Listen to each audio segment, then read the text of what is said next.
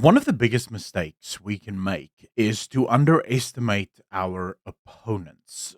Oftentimes, what will happen is people will sort of jump to the, oh, ignorance, or, oh, they just, they don't know what they're talking about.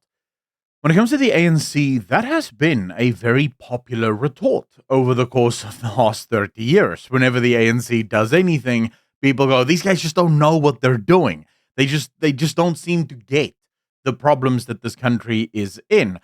The ANC, for example, have doubled down on BEE over the course of the last 30 years, every single step of the way, despite the fact that we can see what happened with BEE since its implementation, since its expansion. Because if you remember, it was originally just BEE, Black Economic Empowerment, and then it was expanded to be broad based Black Economic Empowerment.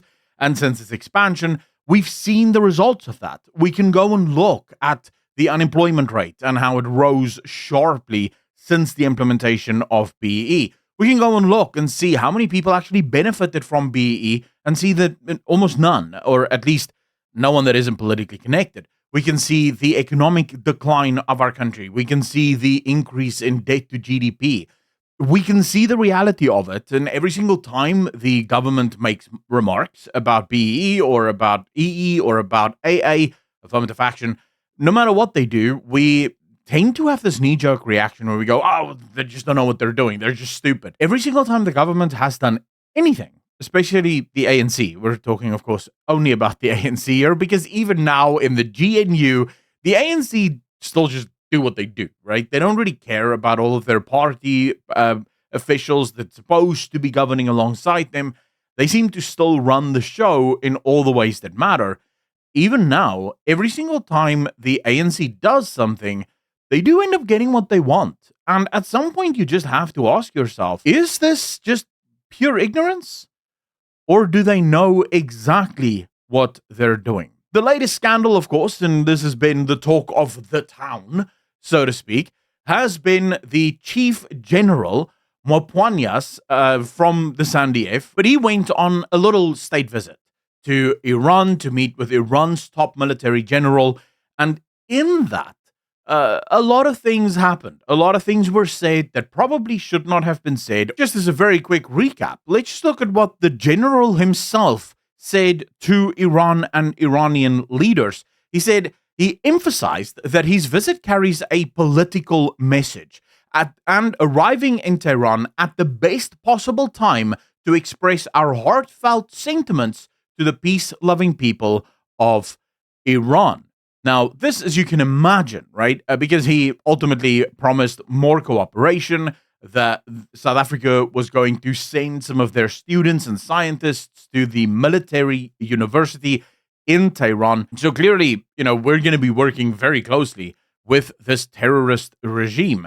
This, of course, sparked backlash like you've never seen before. Almost every single person in South Africa was like, wait, what? Like, dudes, we're already trying to get the Americans to not punish us for the stupid crap that you guys do. And now you go and you just amp up the ante on this? Like, what the hell is going on? In fact, Washington, D.C. did not go blindly into that still night. They knew exactly what was going on.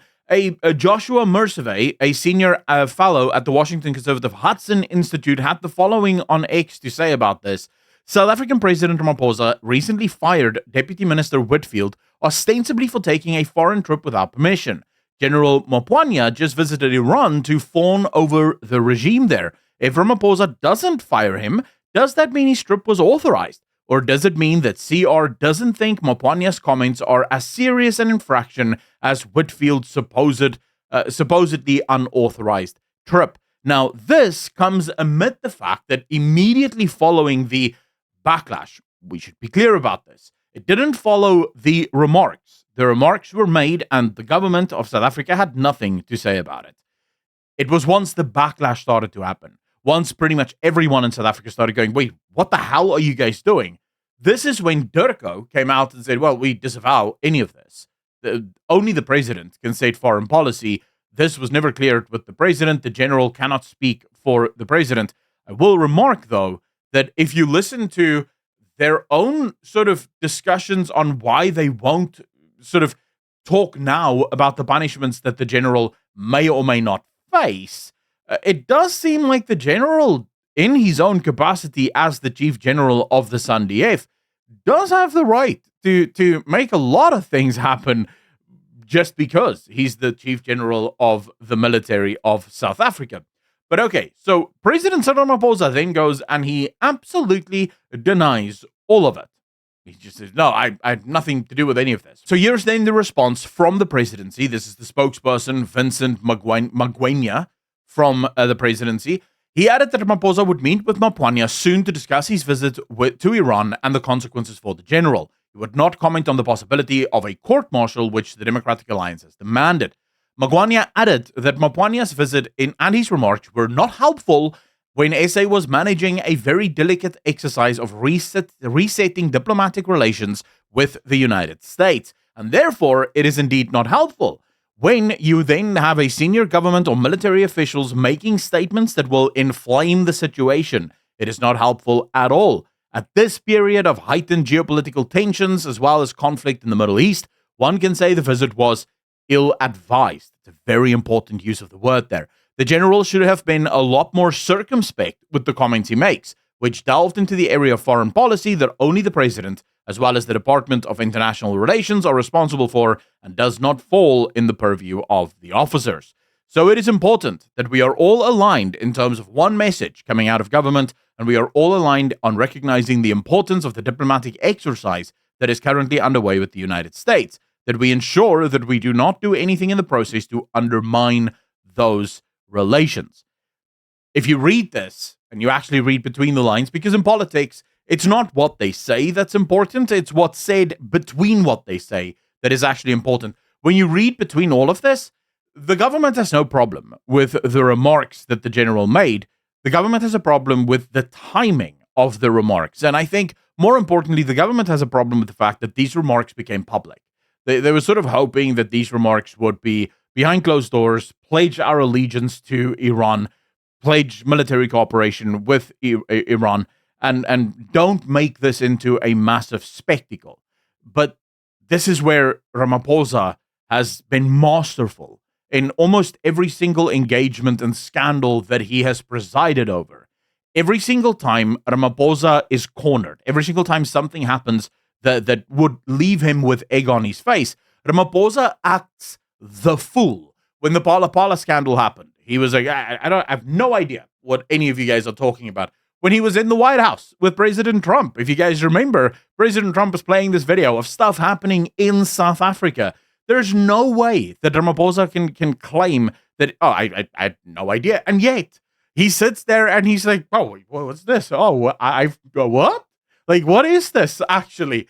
And then you have the Joburg crisis, where Ramaphosa drives to the Joburg at least multiple times a week, and it is only once he himself suffers the consequences of the bad management of the city that he goes, I had no idea that the city was this bad.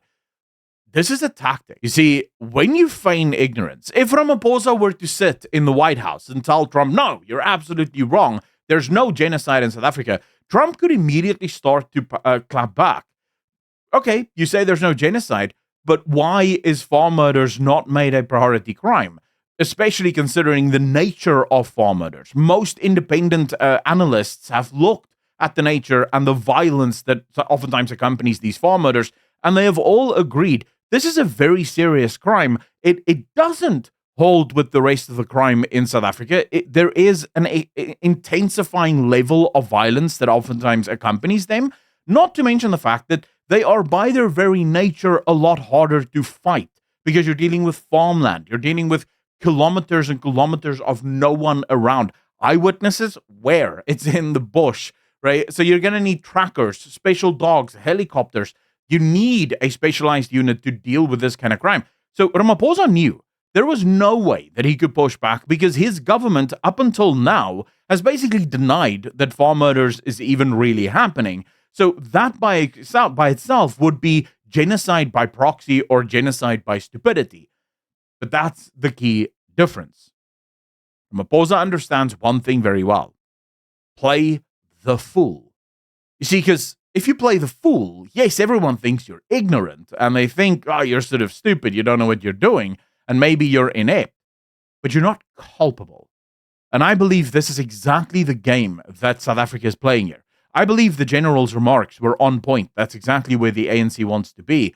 But this new song and dance, this new circus now around Maphwanya's and his sort of remarks, this is designed to basically tell the rest of the world nothing to see here. Even though we now have closer relationships with Iran and probably will send students and stuff to Iran and will most likely have closer cooperation with Iran, this allows the ANC to tell the world nothing to see here. They do this all the time. They do it masterfully. And quite frankly, everyone should start to take notice. I do think, though, that Trump doesn't fall for this. Trump sort of sees through it. A lot of other military or world leaders sort of go, oh, shame, this poor little man that just doesn't seem to know what's going on in his country. But Trump doesn't seem to fall for the nonsense of Cyril Ramaphosa. Ultimately, we're on a very, very dangerous path. I actually think that I'm working on a different video where we'll talk about, I think South Africa is actually trying to nuke our relationship with America on purpose, but they're trying to do it in such a way that they can actually sort of shift the blame away from themselves and say, well, we tried everything. What else are we going to do? And they're doing that for very specific reasons, but we'll get into that in a separate video. For now, let me know in the comment section down below how you feel. Do you think the president truly didn't know? And if the president didn't know, is it time for us to start having that conversation? Like, this man is inept. How can this president just never know what's going on in this country? I'd love to read your thoughts in the comment section down below. Massive shout out to all of the patrons and the YouTube channel members that continue to support this channel. Thank you so much. To become a patron, link in the description down below, or just hit that join button below this video. Any and all support does truly help. If you want to push this video out to more people and you want to support this channel, please consider hitting that like button, the subscribe button, and leaving a comment, because engagement really does matter. As always, be good to each other, be kind to each other, and I'll see all of you in the next one. A peace.